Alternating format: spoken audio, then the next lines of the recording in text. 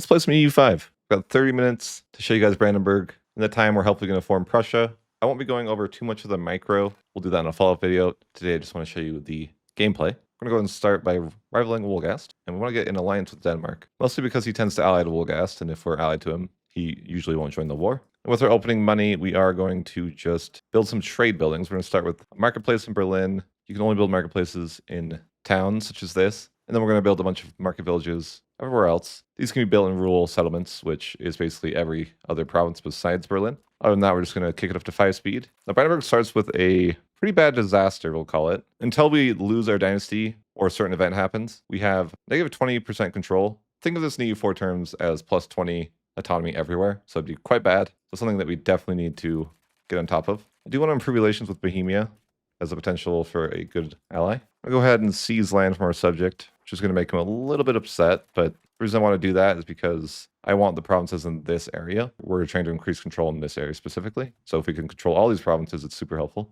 That's something that we'll definitely be going after. As Brandenburg, we get an event where we get a claim on somebody. In this case, it's Stettin, but I've seen it be Wolgast or Mecklenburg. And this gives us a proper claim. This war looks pretty difficult, so I might not be wanting to declare that war. So I'm going to go ahead and call Parliament, and this is mostly just to get a claim. So I'm just going to pick any one of these that's high percentage, and then we can use that percent to prepare for war. We're going to be going after Lebus. So let's go ahead and declare war here. Raise our levies. We're just going to run over here and siege out these separate targets in the war. Should be a super small war. It's just these 3 little nations here. We can actually just stop them from getting their troops out in time, it looks like. I'm going to sever peace. Polarization with just all 3 of these guys. Doing couplage rate, but I don't think it's going to be too much of an issue. Maybe a little bit of AE, but I'm not planning to do a ton of wars during the Black Death. I think that'll be perfectly fine, just to get a little AE there. I'm going to go ahead and prepare for war with this guy over here. Mostly, as I mentioned before, I want to take this location here. So it's kind of all one location, and we can kind of use our diplomats to do some work there. So I'm just going to go ahead and declare war, raise up our levies. And I guess I already have my levies raised up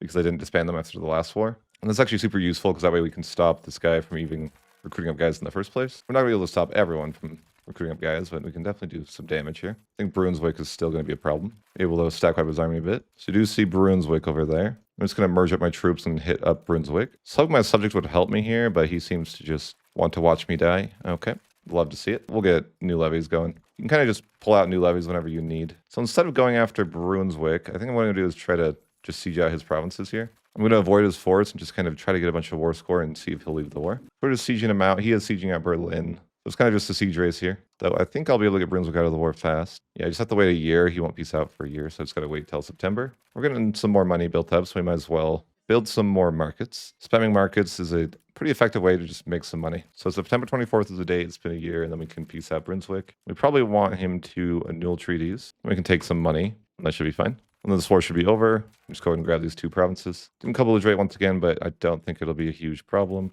Kind of just consolidating the area that we wanted to do. We're just still missing 1 province in it, but we can't easily fight this guy, it doesn't look like. So we'll probably have to hold off on that. We'll also have quite a bit of antagonism, which is basically just AE. So we probably just want to chill for a bit. And there's a lot of easy wars over here to start if I wanted to, but again, our antagonism is a bit high. Now for the Age of Renaissance, we got to pick one of these 3 focuses, and essentially you can research these things, but you have to pick. I usually think the admin focus is good because we get Deus Volt as a possibility, and then some admin efficiency. Suppose we can grab a new rival. Probably want to rival Magdeburg. It's the extra land I wanted. Try to get our legitimacy lower just so we can get rid of our ruler and get rid of those bad malices. In the meantime, more marketplaces and more market villages, just whenever we have extra money. Let's see if I can work on our relations with Bohemia, give him access. I'm going to profess trust. This will hurt my Diplo rep, but it makes him trust me. Looks like Bohemia was elected as emperor. Just got an event here that lets us get rid of bad ruler and get rid of this max control that we talked about earlier. Just lose 100 stability though, so it's quite brutal. We have an unmarried elector. We got a new ruler. And we can check to see who we might want to marry.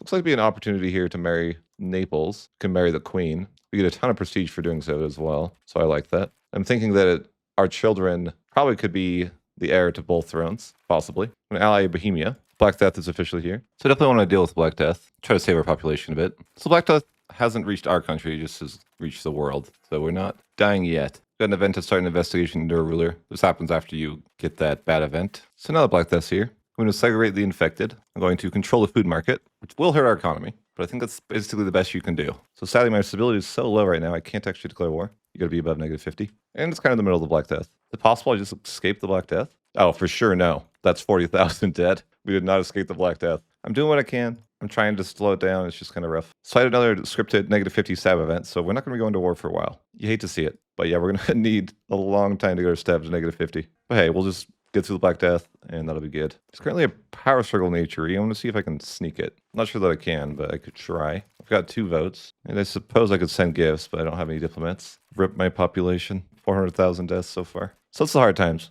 A little bit of a Black Death. I think the worst of the Black Death is behind us, but we lost a lot of population. Our leader died to a coup. You hate to see it, but sometimes you see it. Wow, they killed the queen too. That sounds like it's not good. Our ruler is 15. It's all good. He'll come of age really soon and fix that problem. So Black Death is over. We can get out of isolation. It'll take a minute before the trade really picks back up, though. I'm going to go ahead and switch my culture to Brandenburgish now. Should be able to. No, not quite. We take a pretty bad malice here for being over our culture cap, but I think I'm almost ready to convert. So we have a unique event where we can sell our subject off for 10 years, but I think I'll just keep it. I can actually start annexing them as well, sure. So we can now change our primary culture. It costs 30 legitimacy, which is not ideal, but it'll be super helpful because this is what we've been working on, sort of. We've been using our advisors to push up the culture a bit. We'll go ahead and declare war on Magdeburg, raise all levies. We can get quite a bit of levies here. Just won a nice battle there, got some more score. And really, we just have so many levies, so we kind of have way more than them. They don't really have much forts, so this is going to be pretty easy. He has super high population. He doesn't have a fort here, but even so, it's not a big deal. In fact, I should head down and deal with this guy that's invading. So the superiority war after all, 20 war score. So we're definitely showing superiority here as far as TV goes. We've got 50 war score from battles. So I'm just going to try to get out one of the allies in the war here. Doesn't really have forts, so I just have to quickly siege them out. Because they're decisive battle here. We've been crushing them. They've lost 12,000 or 1,000, so it's rough out there. I just need to get some sieges, and it should be good to end the war. I'm gonna have this guy up here just to duel with Poland and the Teutons. I might go after him a bit later. I'll spite peace out some other people in the war as well. I just want to get this war done with. Trying to just get a few more people pieced out. Oh, I'm the emperor. We did it. That was kind of out of nowhere, but I was improving relations with the electors, so it makes sense. I just kind of forgot about it. There's not really anything important that I can get from being the emperor right now. So I'm going to go ahead and end the war with Magdeburg. I'm just trying to take specific provinces that make locations, and the locations is like a group of provinces. So you can see here, I just kind of wanted to get all of these, and we finished getting Middlemark over here as well. And importantly, this is our culture as well, a lot of it that we just conquered. We finished annexing our subject here, so our map can just look a little bit prettier. So I'm gonna go ahead and lose a bit of stability here to embrace an institution. It cost me 57 stability, so I could still go to war, just barely, but obviously it does hurt a bit. The reason I wanted to do that was because that unlocks some efficiency of a cabinet and some other nice things along the way, like trade efficiency. So like Poland's offering me alliance, which is something I'd like. I want to make our way towards Prussia, so I'm just going to go ahead and go to war with these guys up here. We have an insane amount of levies now. That's also because we have really good control in our capital region, and we've been kind of working on that throughout the campaign, integrating them. So that's kind of what our advisors have been doing off on the side. But the payout is that we have an insane amount of levies here. Really have enough levies that I can split into 2 little armies. So we're super free. So not much to see here. End of the Black Death. That means trade opens. So we should start making a little bit more money. We can't quite fully annex, but we'll take as much as we can up here. Really easy war, though. I do want to keep an eye on my antagonism. Don't want to be too aggressive, too fast. Though it looks like I'm in a pretty good position. We'll start going after the Teutons because that's what we need to form Prussia. The one thing I can do is ask Bohemia to break alliance with them through favors. To isolate from allies. There we go. I'm going to go ahead and declare on the Teutons next. What are you calling in Poland? We have 8,000 levies right now. And that's going to be plenty. Just split my levies in half and probably make 2 units. It's going to take quite a while to siege all of this stuff over here. So I expect a little bit of a longer war here. I suppose I can call Bohemia into this war as well. Not really sure that I need them, but I'll take them. I'm going to use a set objective, just focus siege. So my guys can just kind of take care of it. I otherwise do not need to pay much attention, which is a very nice feature, I will say. W. This war, though, is pretty bad for me because superiority in Poland is so basically to have to fully siege the Teutons at this point. We'll start building some bridges. We'll start with just to Berlin for my capital. These help with control. I've sieged everything out here, but Poland has cost me the superiority. Okay, looks like he unconditionally surrendered. Let's go ahead and end the war with the Teutons. I'm just going to try to take as much as possible. Could take a little bit of money, I suppose. I get prestige and I think authority. Get a lot of prestige because I'm imperial reconquest. You can see here, we can see forming Prussia as an option. We just have to get more provinces up there. So we're going to have to go to war with the Teutons many times. I'm going to go ahead and grab the Renaissance now. What I like to do is just grab the Renaissance so we can get the extra cabinet member in the tech tree. And then we're going to focus on armies. So what do I mean by that is the Renaissance unlocks this path, and there's an extra cabinet seat right here. So having a 3rd cabinet member is really great for things like integration and increasing control. So we'll go ahead and pick up professional armies as well. It's a bit of stability. We're going to queue up the armory. This essentially unlocks a standing army, which we've been wanting to do for a while. So we're just going to spend a few minutes working on our economy. In our balance, you can see we've actually turned off our stability and legitimacy for a bit. Just trying to make some more money. We unlocked another government reform through our research. I'm gonna grab this admin efficiency here. We got one more extra cabinet member, which is gonna be helpful. We'll build some roads near our capital. Control is the name of the game. I'll go embrace the last institution we need to just get it out of the way. Look good for the age. The entire tech tree unlocks for us. Go ahead and call Parliament here. Gonna be getting a claim with the Teutons. Just keep in mind that they might have a standing army. Looks like we lost our alliance with Poland for some reason.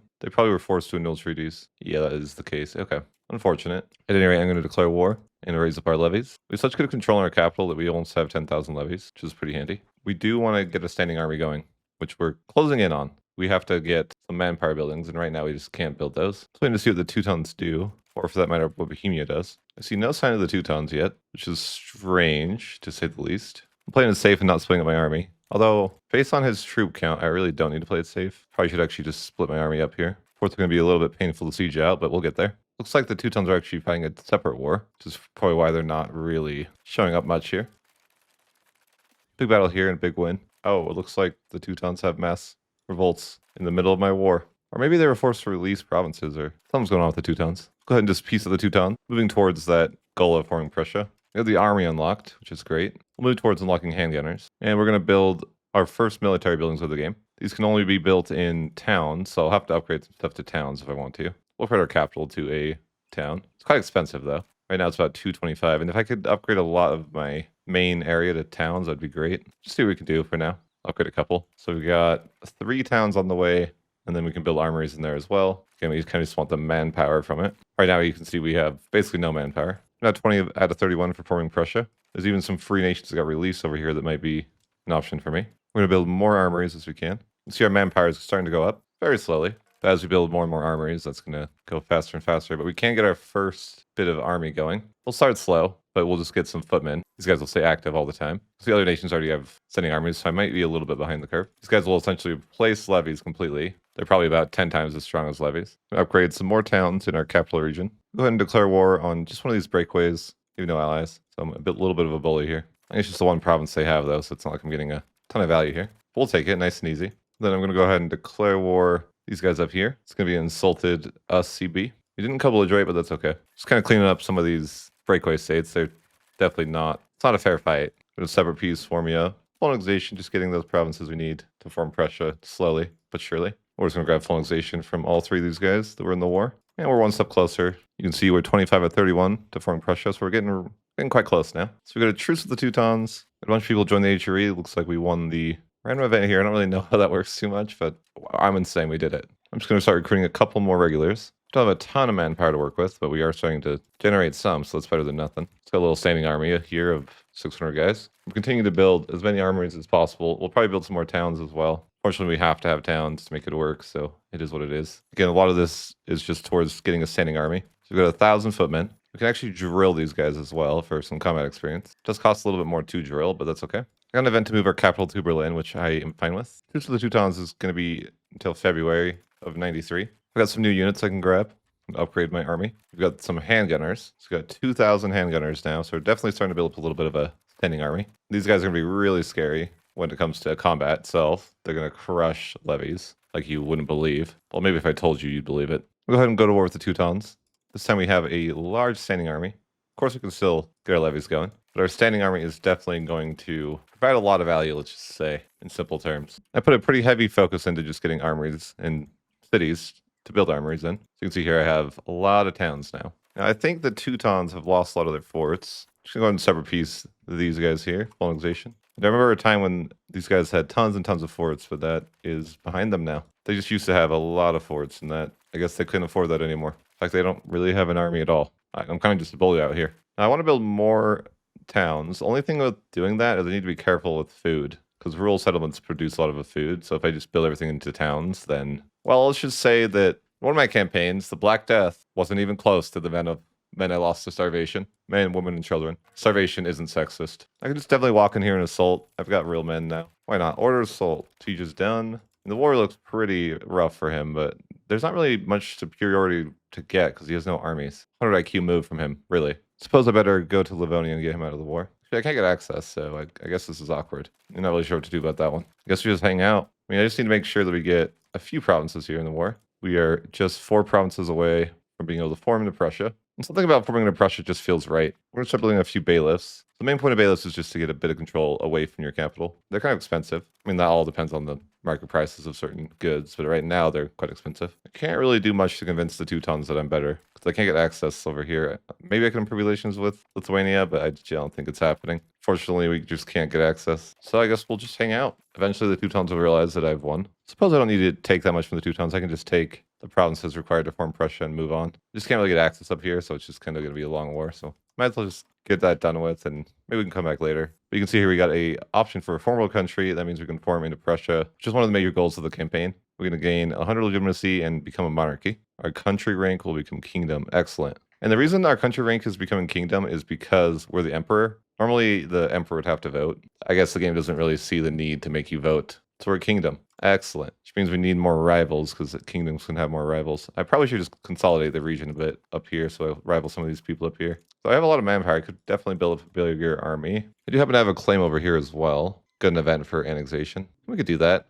I'm just seeing if I maybe want to co-belligerate a few people. I mean, they've got a lot of guys combined, though the game thinks that they're better than me. Well, we'll build up a bit of a bigger army then. I'm going to recruit some men-at-arms. This kind of acts as a front line to our cannoneers, or handgunners, rather. They're making more and more money, of course, as the game goes on. Now making about 40 a month. Look at our color. We're looking good. We just need a bit better borders. It's our main problem right now. We become a great power. All right, neat. I think that's mostly because my army is now the third biggest army in the game. I have a large army. It'd be nice if I could get some cannons, and I almost can, just around the corner here. Now, I'm not really sure what camp followers do, but they're probably good to have. I imagine they just support the army in some way, shape, or form. That must be useful. Just trying to bolster our army a bit. Though I imagine we have one of the biggest standing armies currently in the game. We can get cannons now, but I think cannons are really expensive. I mean, I'd love to build some, but I kind of need to save up some money. Could always worry about that later. I think there's a war to do. I'm wondering if I build the cannon maker, if it will help with the cost of cannons. I mean, it's a cannon maker. Like, it's got to work, right? It can't be rocket science. It's just, I've got the cannon maker. We build cannons. I clearly need more cannon makers. And then we're going to have every cannon ever.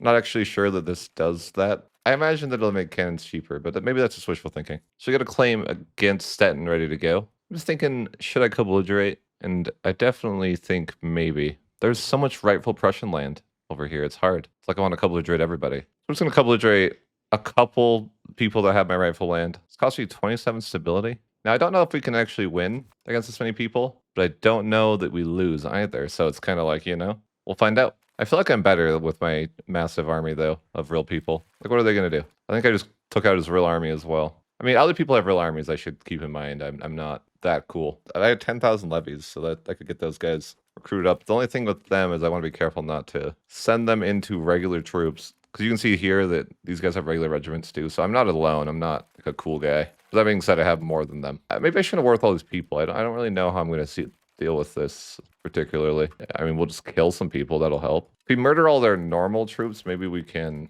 go from there. Yeah, sure. They're kind of everywhere, and I'm kind of not. And again, they have a lot of real troops, and I just got to be careful. Or maybe I use my levies to siege while my real troops do the damage. But I just feel like I can't be everywhere at once. There's so many people I co-bellitrated. But maybe we split our levies in half and just siege these forts. Though I do feel like the levies are kind of a liability. But army is definitely crushing. You know what? I should have built forts if I was smart. But hey, we're going to just have to make do. Those were levies. Let's see. This is what happens when you face levies. 0 casualties. I'm fighting 1v10 and I'm winning. But the thing is, I probably need to go and siege out not the Wargals, so not Luenburg. I didn't even realize I made the war with Luenburg. I think there's a weird bug with co-belligerate where it like actually goes after the wrong person. If that makes sense. But anyhow, I kind of just got to run around and try to manage all these battles. The way I use my levies to siege. Oh yeah, those are levies. Nice that I take 0 losses if it's levies. But yeah, future me is going to build forts. I think the lesson from all this is I should have some forts. More forts, rather. This could be a pretty big battle. Let's see. Oh, it's a lot of... No, it's just levies. It's going to be a bit of a slaughter, yeah. Ooh, not going to be that big of a battle, actually. Yeah, that's... ooh. You can see the power of real troops, though. And again, here's more levies. These guys just have no chance. You hate to see it. I'm not sure how to tell you co-belligrated in this game yet, but, someday I'll figure that one out. Oh, interesting. They're sending a big army over here. Maybe they feel like they're better? Oh, they were not better. Brunswick. You don't just send levies to die. What are you doing? The levies are not super strong past the early game. So they actually have some regular regiments here. This could be a bit more of a battle than before. You can see here, yeah, we're actually having to... We lost 100 guys. So yeah, we're crushing them, though, overall. Although I am taking a lot of losses, like, overall accumulated losses, I guess you could say. I suppose I could split up my levies more. This might be a little greedy, but I really need to get sieging on these forts. My main army can't be everywhere, but man, when it gets to those levies, it is a slaughter. Opposition routed, no mercy, execute them. And these guys are coming in to give it, you know, the good old try here. Execute them. I've killed 20,000, lost 800, so it is brutal out there.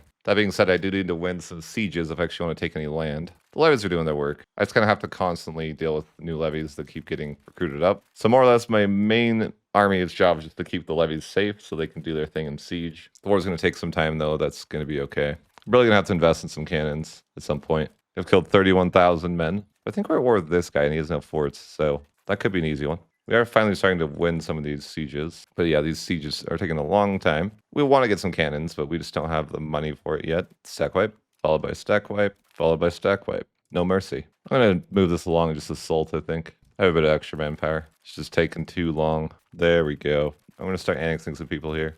I like this guy. Yeah, we're going to annex Gustro. Can't quite annex Stettin, sadly. I got to leave him with one province. But we will go ahead and do that. Just grab as many provinces as we could. He's got some nice forts, but we might just have to do some good old-fashioned assaulting because this is taking too long. I'm going to go ahead and just cut Wolgast down to size, just take a bunch of land that I can. I have just been going for more of an assault technique, I guess you could call it here. Just assault everything. We'll recover later. I'm wondering how much land I really want to take more than I've already taken. Because surely this is pretty aggressive for me to just kind of go on this war here where we attack 10 people. I probably don't want to take a ton more land. Do I assault? Sure. Yeah, I'm going to have to recover from all these assaults. I'm actually starting to lose that battle. Yikes, yeah, we lost that. We need to let our actual troops replenish. Death by assault has been happening in our nation. I did lose a lot of men, and it's going to take some time to replenish. Like, maybe I should just leave because I killed all my men to assaulting. You hate to see it, but you know, it was taking so long. Or we could just end the war and then come back. Sure, I guess just get some money and peace out the rest of the war. Just because, like, I sort of killed all my men.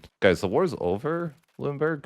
I don't know how to tell you this, but we're not at war anymore. Why are you... I think this is a bit of a glitch, but you know what? I will kill that guy even though we're at peace. We'll save real quick and reload.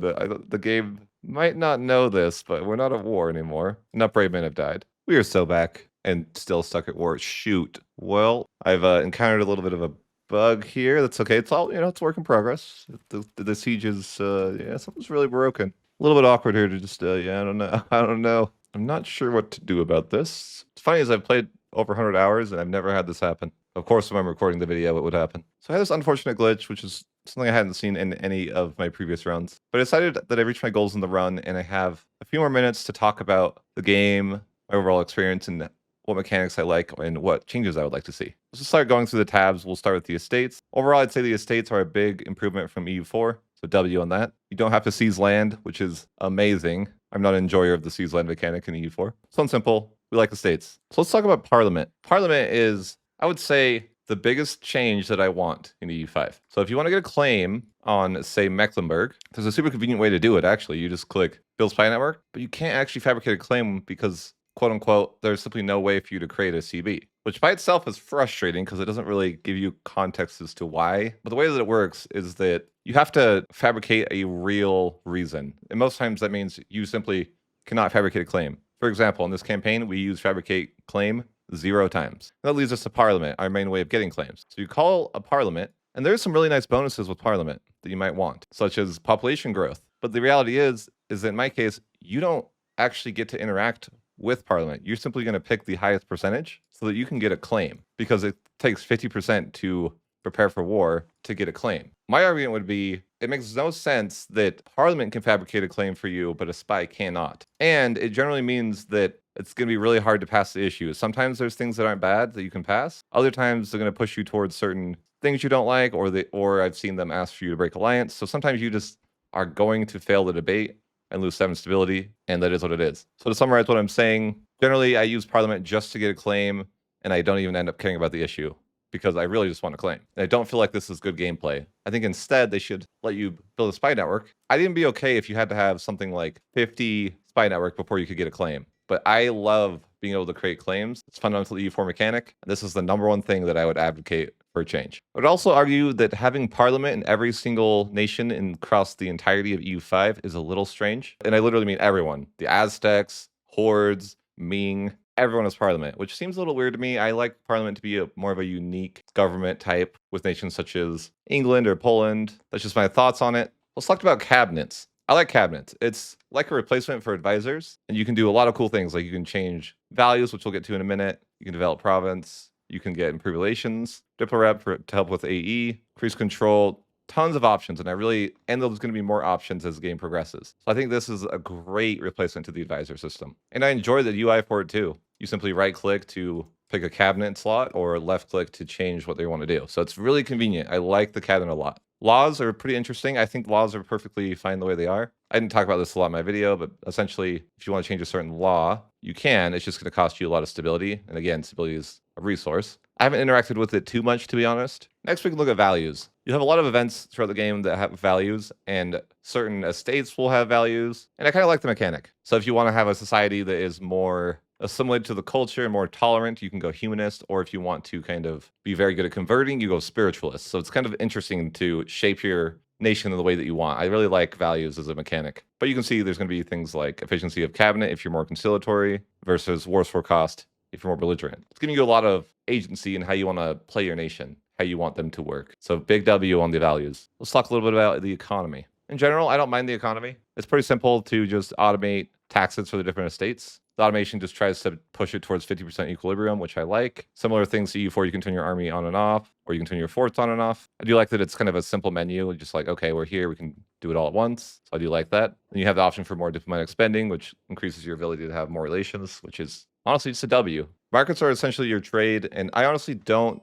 mess with trade too much. I just automate it. But the way that trade works is you essentially are just making trades from one to another. And if you play it on 5 speed, I think you just can't manage this because things change too much for you to ever really want to manually do this. The prices of goods vary depending on what's being used and what we have a surplus in. To me, this is too much micromanagement. I love the fact that they let you automate it, but if you really wanted to dive into it, that you could. So I think that is overall a good thing. Let's touch on production. Funny enough, I was going to make a point that I didn't like the building menu because there's so many buildings and it's just chaos, like no organization. But then I discovered the cards display menu, which is way better. And really, I think this should be the default setup. I didn't realize this was a button you could click, but this is super useful. It's like, okay, I want trade buildings. Funny enough, I was going to recommend they do something like this, and they already have it. I will bring up one issue with trade that you can run into, is that the AI will do trades based on profit alone, and sometimes this can cause starvation because they're not trading for food. However, there's a pretty easy solution to that problem. You simply can type in produces food, and then you can expand those RGOs. However, it would be cool if the trading system would kind of take into account if your people are starving and maybe help them out. I imagine we're running out of time, so I just want to cover a few more things that I think might be relevant, things that I'd like to see changed. A lot of these are kind of minor, more UI things, but when you click on a neighboring nation and you're zoomed in to what I would say is the normal level, you get to their province menu, which I don't really want to be at. I've never really wanted to know how many buildings or what they're producing. Maybe as I play the game more, I'd want this information. But when you zoom out, you actually get the menu that I'd want to see, the diplomacy menu. So if there's a way to toggle between this, that would be excellent because I really never have wanted to be in this menu. When I'm looking at my own provinces, sure, that makes sense. I want to build roads, totally reasonable. But I really don't want to see this because every time I want to click a nation, I have to click an extra button. If you zoomed out, you double click, you can even get to a diplomacy actually really quick. So there's all these convenient features, but you have to be like really far zoomed out. And I'm like, I wish that this would just be the case if I was zoomed in too. Maybe there'd be a way to disable that or maybe holding shift. Another thing is combat. Johan specifically said they're going to increase the price of forts. Right now, forts are really hard to fight with. The one thing I really don't like is the levies system. Essentially, if you get your levies completely wiped out, you can just bring them back immediately, so long as the province it came from isn't sieged. So that means the AI will constantly just pop up another 2,000 army, pop up another 2,000 army, and it can be really annoying to deal with. It doesn't really generate fun gameplay, so I'd love that changed. The last thing I want to cover is the research, the tech tree here. For me, this tech tree just isn't very intuitive. There's a lot of cool modifiers, but it's just kind of hard to navigate. There's no search function. And in general, I just don't really like the way it feels. I would prefer more of a tech tree style if that's what they're going to go for. They actually have this other menu here. And the issue with this is that you can't search for things that are going to be multiple levels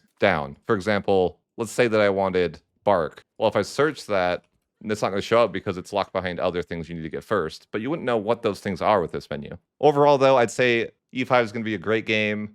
It has tons of potential. I think it's going to be hard to hit the landing perfectly. I think in general, the UI is going to be a little bit of a adjustment period for everyone. My first 20 hours of playing this game were miserable. I won't lie to you guys. But after I got some time into it, I started to really enjoy myself. And I think that'll be the experience that a lot of players have. Probably similar to EU4, you kind of start off in mass confusion, and it takes you a little bit of time to start really enjoying the game. Anyways, I hope you guys enjoyed this one. And if you did, consider subscribing to the channel. I'll be doing EU5 content, and of course, EU4 content in the future. With that said, have a great day.